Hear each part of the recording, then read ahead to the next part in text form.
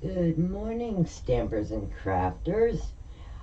Hi, I'm Tina with Tina's Crafty Ink Spot. I have a quick and easy masked sponging card, little Easter happening here for you. And we're just going to jump right in and get started. It's a quick and fun one, and it's kind of like the whole simple stamping in my book, but let's get started. So to start with, I have my regular card base, A2 card base, 8.5 by 5.5, scored at 4 1/4. And then I took a regular piece of the basic white, which is 4 1/4 by 5.5, and I used the large Stitched with Whimsy, just to give, a little bit of character to the front of the sheet. We're going to leave this full size. And the Stitch with Whimsy that you use, which will be in the products below, I used the largest one, just to add a little something to the front of this. Now we need to create our sponging area. And I'm going to show you how I do that. I've had several requests, and I thought I had done it before. I may or may not have, but I'm going to show you how I do it. So I know that I want, basically you can make it any size you would like, but I'm going to do it with a 1-inch border. So the way I do that, I'm going to set that aside, and I'm going to bring in my cutter, and I'm going to have a piece of cardstock that is the 4 1/4 by 5.5, so that it matches. And now I'm going to go to my cutter, and I'm going to put it at 1 inch, okay? And then on your cutter is a ruler. So you're going to start at the 1 inch. There's a little line on your cutting blade here. Just line it up with the 1 inch. Drop it down, and then you're going to come down and you're going to do it 1 inch up. So if it's 5.5, it's going to be 4.5. So you're just going to pull it down till the line hits the 4.5. Okay, you're going to turn your paper, line it up at the 1 inch. Now you can use masking on this if you want. I do it this way because then I have a masking stencil that I can do several cards at a time with without having to worry about sticky notes and whatnot. So we're going to start at the 1 inch again, and we're going to come down till we're 1 inch away, which would be 3 1/4. You're going to roll it again, and you're going to do that all the way around, and you're going to end up with a 1 inch border.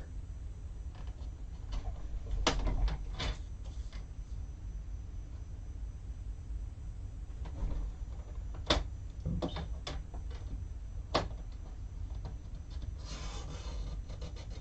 And there we go. You have created your stencil. Now if you miss a little bit, don't worry about it.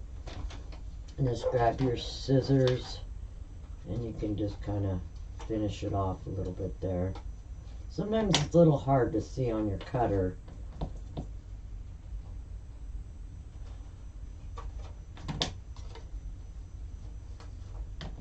And I'm trimming these instead of pulling them because I don't want a little frayed corner. Save this, use it for something. There, you have your stencil. You can use it multiple times. So now what I do is I take my image piece and I take some temporary tape. This is like a dado tape. This one, I can't really read the name on it, but you can find these online or at the craft store. So what I do is I put a little bit on top and bottom, just enough to hold it in place.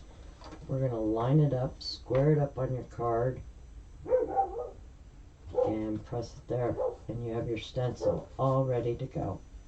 Alrighty, so today we're going to use some Granny Apple Green for a nice bright green and some Balmy Blue. We're going to bring in our blending brushes. Now I label mine, and I'll have like one for my greens, one for my blues, one for my yellows. I like doing it that way. These dry, so you know what I mean, you can keep reusing them. You can wash them. I know people wash them. Personally, I haven't done it. I guess I haven't thought about it. I mean, if I'm using blue, I'm going to want different blue tints in there anyway, but as you see, when it dries, it's clean. So let's start with our green. We'll open up our blue. Oop, I almost used my blue one. I'm going to ink up our, and now you're going to want to start off, clean, so you don't get that blotch on your card. Start off of the area and just lay some ink down. And as usual, when I'm doing this, I usually want my little corners and the lower part just a little darker. So we're going to blend it about halfway up.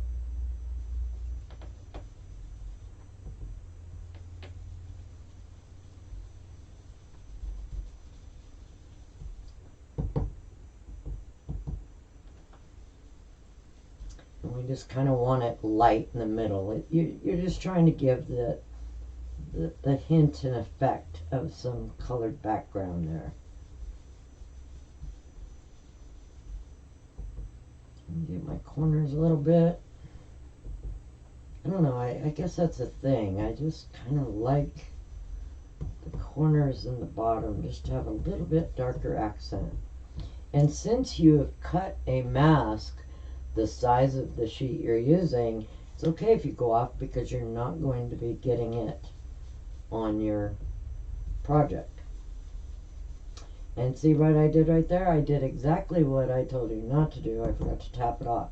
But that's okay, because what I'm going to do is I'm just going to blend that out a little bit. Try to get rid of that little blotchy mark.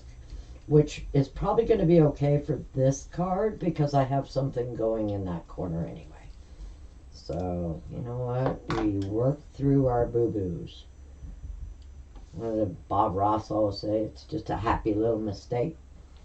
Alright, let's do the same on the blue.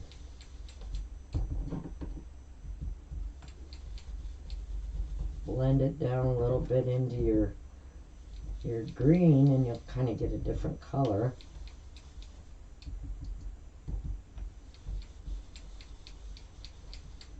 Because when you pick this up, it's on a white piece, so it's really going to look a lot darker than it is when you're doing it this way. You'll see.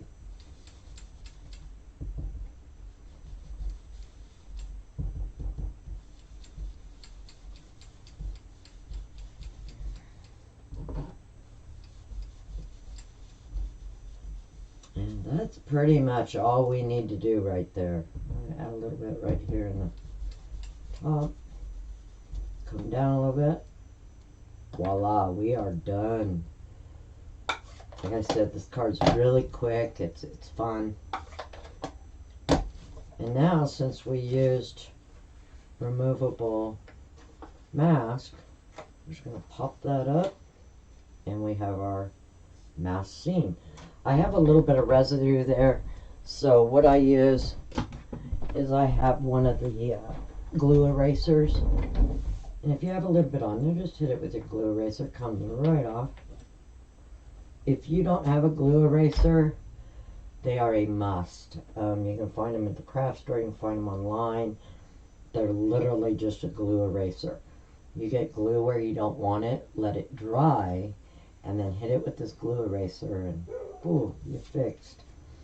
So now I want my image. So we're going to bring in our Stamparatus. Oh, pardon me.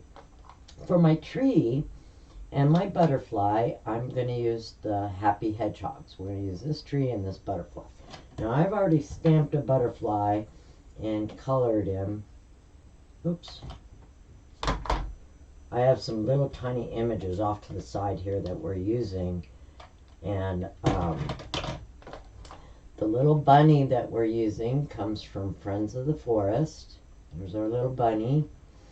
And our Easter greeting, which I just love that script, comes from our Easter Friends stamp set.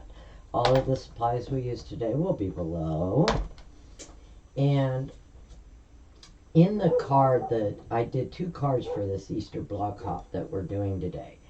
And I gave a description of what I did here with the bunnies and with the eggs and using your fine tip glue pen to add dimension to your images. That's in the other tutorial on this blog post.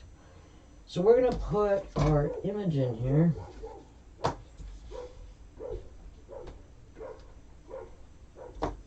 And we'll grab our tree. And I want my tree a little bit off the side of our image there, just to add a little kind of texture and contrast to it. Oh, I forgot my ink.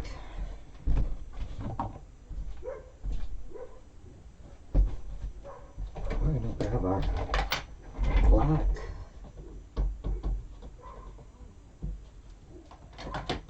We're just going to stamp that on there.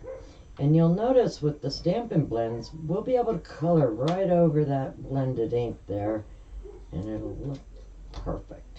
Look at there, we've got that going. So let me grab a baby wipe.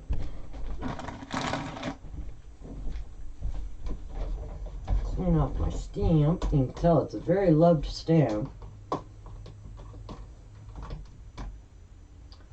it back. And let's color our image real quick.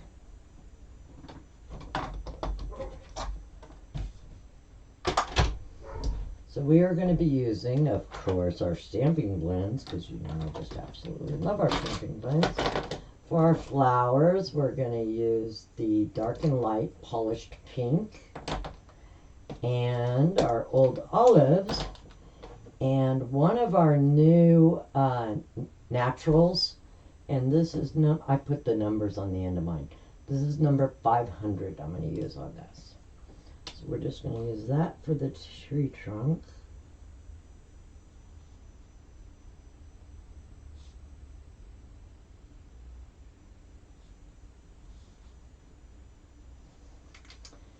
And let's color our flowers. We're going to take a little bit of dark. Now these are small images, so doing the light and the dark may not always be necessary, but believe it or not, it actually does show even on a small image.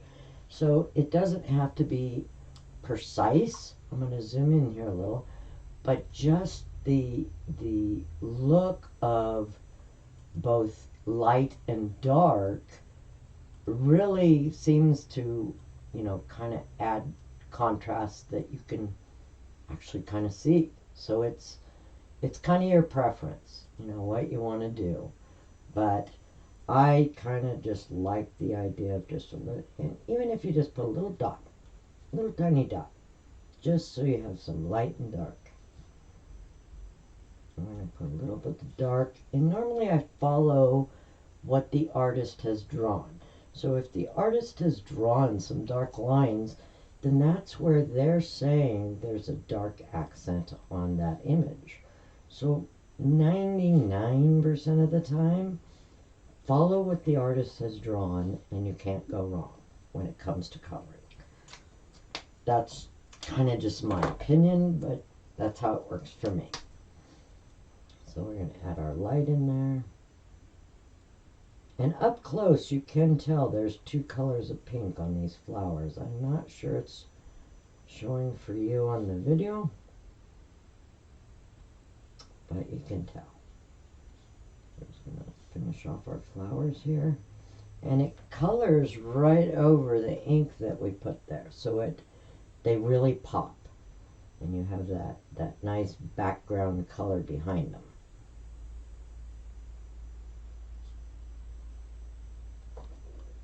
Okay, I think I got all of those. Now we're going to do the same thing with our Old Olive. We're going to take and add just a couple little areas of dark on some of these leaves. Just kind of randomly, you just want a little bit of dark and light to go with. The image is so small, you don't have to be perfect. And I see I missed a little flower there, so I'm just going to hit it with my marker. Now we'll take our light old olive. Now, I do dark to light when I'm using my alcohol markers. It is truly your own preference. If you like going light to dark or dark to light, it's truly your preference how you want to color them.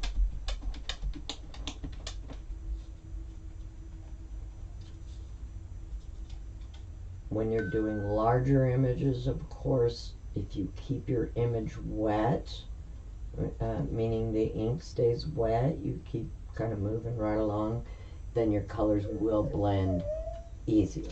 Okay, we have our image done. How simple was that? I'm going to add a little bit of dark on this grass down here. Use my other tip just to add some accent to that grass there. And now we're going to grab our little bunny, which I just colored with some light gray accents on him, some pink ears, put a couple little pink cheeks on him, and we're just going to pop him up with a dimensional.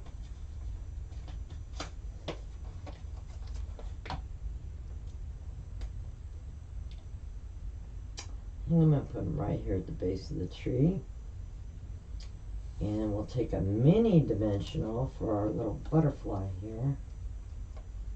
It's fluttering by.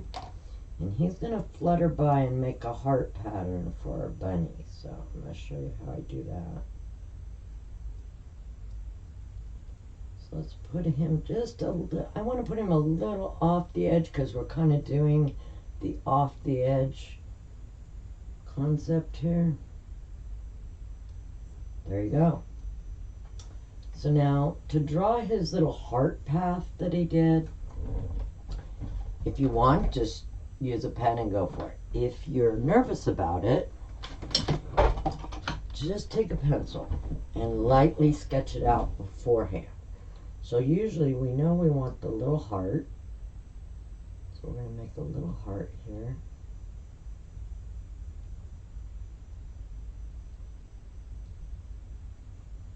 And it kind of just gives you an outline of what you want to do. Okay? Then come in with your black marker and let's make the heart. See, I do the heart first, and I'm just doing little tiny lines.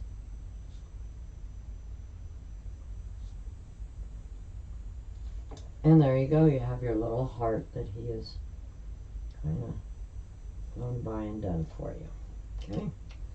And then you're just going to take your eraser. Let me get a better eraser.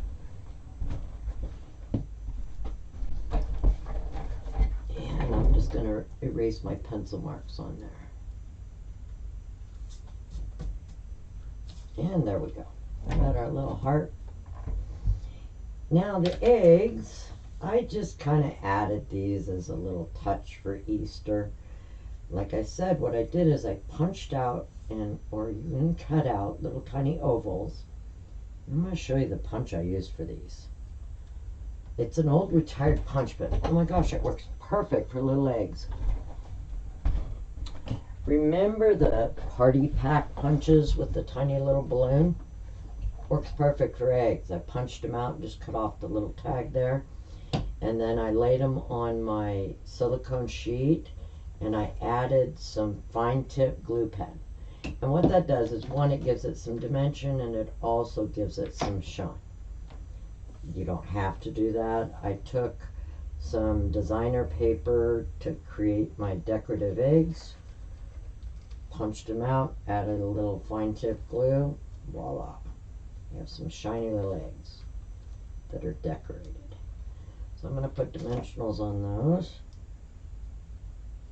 And we're just going to make a little pile of eggs here, which will also cover up my little faux there. So I'm kind of just putting them at a different angle. Put this little guy. I had a little bit of glue where the glue kind of went off the edge, so I'm just trimming that off. Let's add our last egg. Let's just tuck it in there. And we have some little Easter eggs. So now I just glued mine directly down. You can, I didn't use my bone folder, it just drives me crazy. You can put this on with dimensionals if you like. I'm just going to glue it straight down. Make sure you get your corners, because you have put a die on this and it kind of curls the edge just a little sometimes. Just make sure when you're putting your cards together you get the edges. So I usually just line up one side, pick it up, make sure it's even, and press it down. Now we're going to add our little greeting. See how quick and simple this card was, you guys? I figured I could do a video faster than I could type up the instructions, so call me lazy, I got it. You know, y'all been there. Let's just add a little happy Easter greeting here. And my other magnet. So line it up. I love when you have script like this, because if you're not completely straight, you really can't tell because of the way the script is done. I'm just going to do that in Memento Black.